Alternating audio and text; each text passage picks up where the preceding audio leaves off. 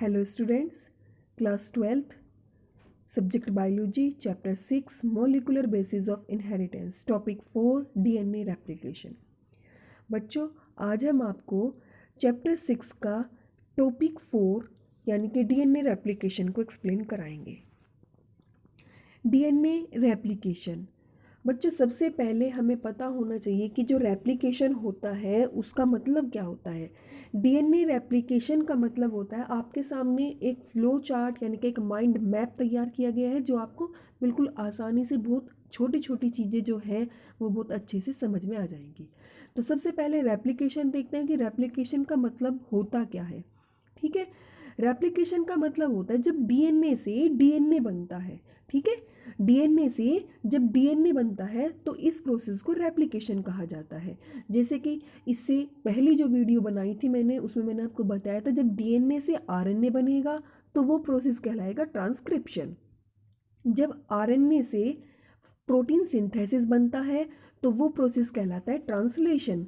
जब डीएनए से डीएनए बनता है तो इस प्रोसेस को कहा जाता है डीएनए रेप्लिकेशन, यानी कि डीएनए की कॉपी होना डीएनए रेप्लिकेशन कहलाता है। आगे आता है ह्यूमन डीएनए। भाई जो ह्यूमन का डीएनए होता है यानी कि जो ह्यूमन बींग्स होते हैं उनका जो डीएनए होता है वो लॉन्ग होता है एंड कॉम्प्लेक्स टाइप का होता है। Second point, open and copy. Human के डीएनए को ओपन करना और उसकी कॉपी करना प्रोसेस कहलाता है रेप्लिकेशन। नॉट इजी प्रोसेस, यानी कि जो रेप्लिकेशन का जो प्रोसेस होता है ये बहुत आसान प्रोसेस नहीं है। ह्यूमन के जो डीएनए की कॉपी होती है यानी कि जो उसे ओपन करते हैं उसकी कॉपी होती है, उसमें एक स्पेसिफिक पॉइंट होता है।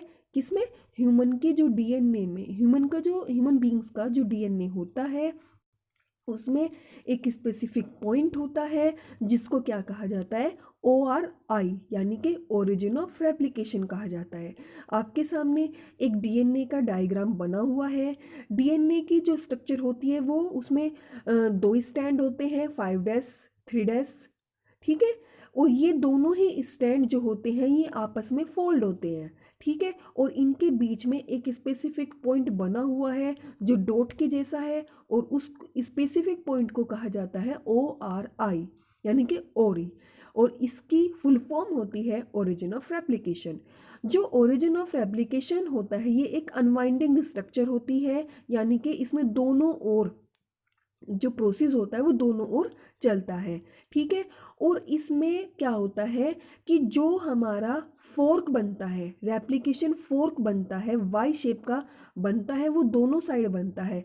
सामने ही आपको एक ग्रीन से कलर की स्ट्रक्चर बनी हुई दिखाई दे रही होगी जो उसमें दोनों डायरेक्शन में ये हो रहा है, और बीच में यानी कि जो जहाँ पर आपका स्पेसिफिक पॉइंट ओरी होता है वहाँ से ये खुलना शुरू हो जाता है।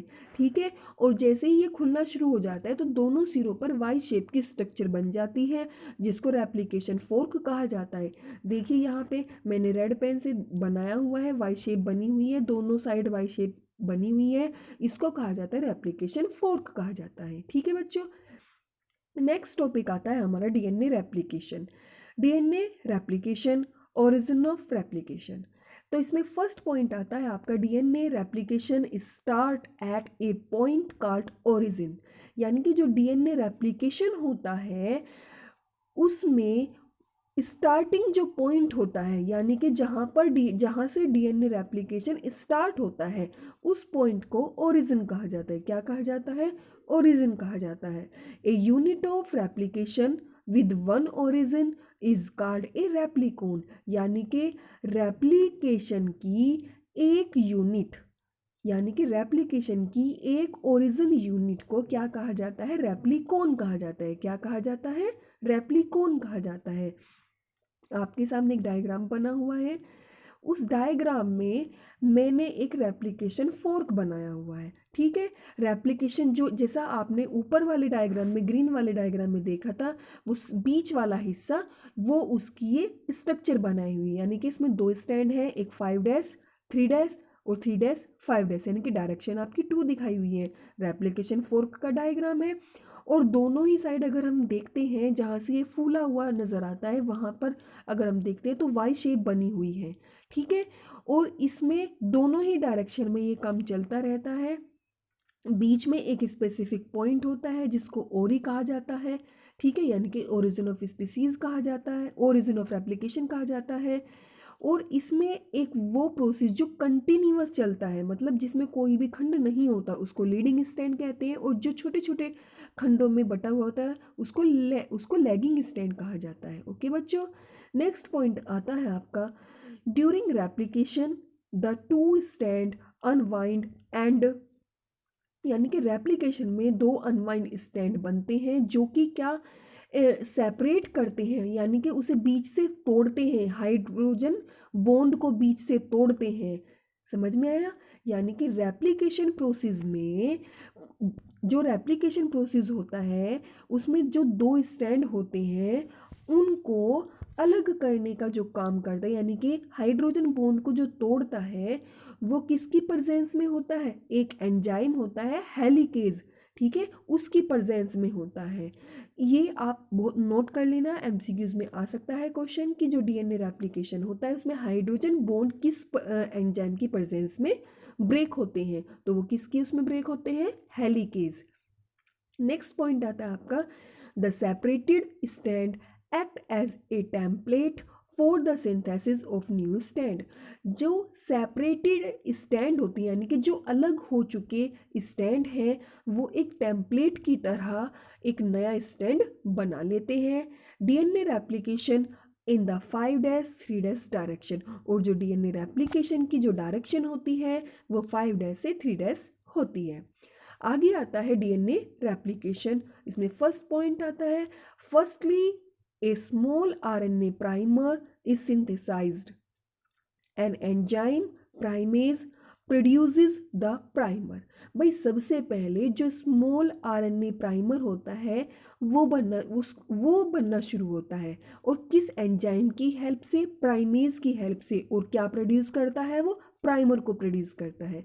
नेक्स्ट आता है, in the presence of DNA dependent DNA polymerase many nucleotides join with one another to the primer strand and form a polynucleotide chain in new strand। यानी कि डीएनए डिपेंडेंट डीएनए पॉलीमरेज की presence में बहुत सारे nucleotides जो होते हैं वे एक अदर प्राइमर स्टैंड में एक पॉलीन्यूक्लियोटाइड चेन के रूप में जुड़ने लगते हैं, जिसको एक न्यू स्टैंड कहा जाता है। नेक्स्ट पॉइंट आता है, unwinding of the DNA molecules at a point form a Y shaped structures called replication fork. यानी कि जो अनवाइंडिंग स्ट्रक्चर होती है डीएनए मॉलिक्यूल्स में, यानी कि वो पॉइंट जहाँ पर वाई शेप की स्ट्रक्चर बनती है उसको रेप्लिकेशन फोर्क कहा जाता है। नेक्स्ट आता है, DNA polymerase forms one new stand leading stand in A continuous stretch in the direction 5-3 direction. यानी कि डीएनए पॉलीमरेज एक फॉर्म में होता है, एक न्यू स्टैंड बनता है जिसको हम क्या कहते हैं? लीडिंग स्टैंड कहते हैं। और ये एक कॉन्टिन्यूअस प्रोसेस में बनता है और उसकी डायरेक्शन क्या होती है? 5 से 3 नेक्स्ट आता है, the other new stand is formed in small stretches. यानी कि एक नया स्टैंड और बनता है जिसमें छोटे छोटे खंड के रूप में बनता है, जो छोटे छोटे खंडों के रूप में बनता है। और इन छोटे छोटे खंडों को कहा जाता है ओकाजाकी फ्रेगमेंट्स कहा जाता है। और इनकी डायरेक्शन क्या होती है? 5 से 3 की ओर होती है। The Okazaki fragments are then joined together to form a new stand lagging stand by an enzyme DNA ligase. जी, ये जो ओकाजाकी फ्रेगमेंट्स होते हैं ये आपस में एक न्यू स्टैंड पर जुड़ने शुरू हो जाते हैं। और कौन से एंजाइम की हेल्प से जुड़ते हैं? डीएनए लाइकेज की हेल्प से जुड़ते हैं। नेक्स्ट आता है, if A wrong base is introduce in the new stand DNA polymerase. और एक न्यू स्टैंड डीएनए पॉलीमरेज को इंट्रोड्यूस कराता है, प्रूफ रीडिंग कराता है। नेक्स्ट पॉइंट आता है, E coli complete replication with in 38 minutes 2000 base pair.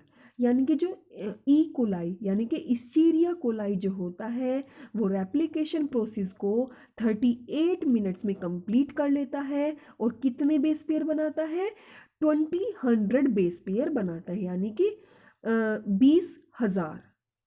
Okay बच्चों, सॉरी 20,000 नहीं, 2,000 बेस पेयर बनाता है।